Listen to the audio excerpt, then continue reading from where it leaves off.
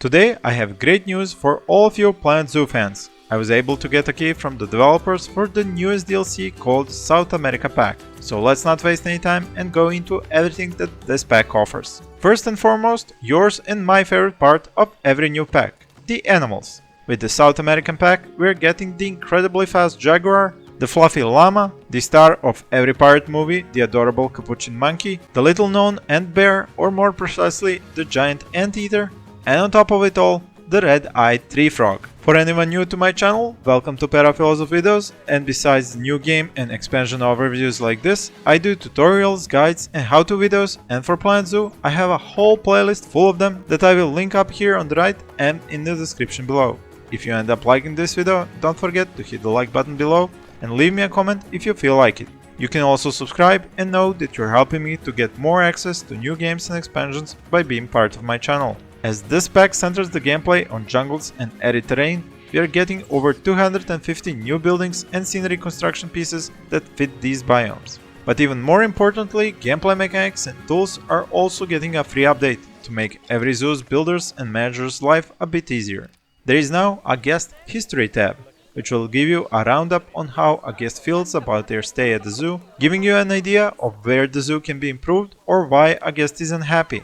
Another great tool being added is the Visit Progress bar, which estimates when a guest is likely to leave the zoo, helping you plan your zoo's layout and buildings to more accurately address the visitor's needs. A welcome change to the mechanics is that now you can use the scenery, objects like trees, flowers and structures, to reduce the impact of staff facilities on guest happiness.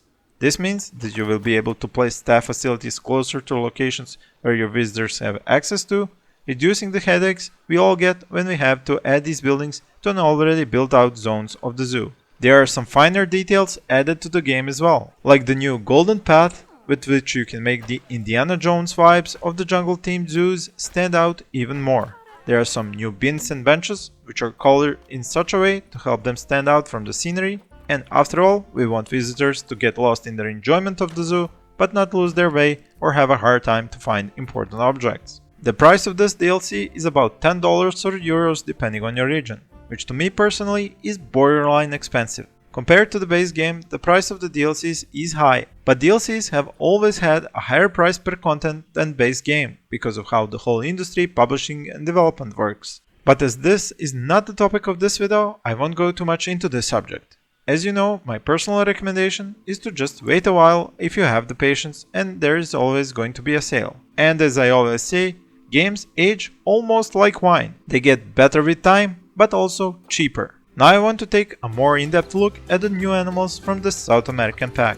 The Capuchin monkey thrive in the tropical and temperate biomes. They like to climb and don't need an open water in their habitat. They can have very large group size from 8 to 40 individuals and won't mind mingling with the visitors. They mate like there is no tomorrow and are not picky eaters. What is cool about them is that they can share their habitat with the barred stepid and the giant anteater. And that animal enjoys grassland and tropical biomes, requires a lot of room, no open water and just one other ant bear in its habitat besides its young. It also won't mind visitors walking through its habitat. The Jaguar, on the other hand, needs a lot of room to stretch its legs. And it's also an accomplished climber, so lots of horizontal and vertical space is a must for this majestic animal. It lives in the tropical, grasslands and temperate biomes. Just like the giant anteater, it doesn't like groups, and as expected, you don't want visitors trying to pet them. They eat a lot of meat, so be careful not to break your bank with their meals. The red-eyed tree frog is the only animal of this pack that requires an exhibit, with a cozy 26 to 31 degrees and 80 to 90% humidity. The group size is maxed out at 8 specimens. They don't live very long, but they do mate a lot to make up for it. Luckily, they eat insects, which makes their meals cheap even when you have a lot of them. The cool looking llama doesn't climb, but make sure to use a high grade fence and give it a lot of space. It's the only one that can live in the taiga biome along with grasslands and temperate zones. You can have up to 30 of them, and even all can be males or females. They are quite big, almost 200 kilograms, so even though they are herbivores, they will eat a lot. That will be it for this short overview of the new South American pack. I would like to thank you for watching, and please stay tuned for a lot more Planet Zoo content on my channel.